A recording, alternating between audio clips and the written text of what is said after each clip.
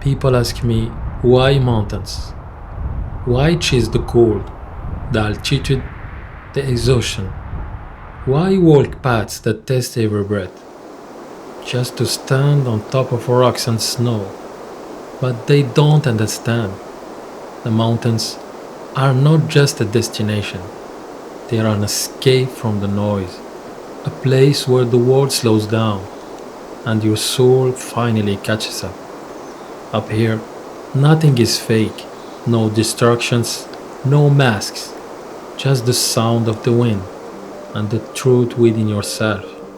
The mountains humble you, they break your limits, silence your ego, and remind you how small you are beneath the endless sky.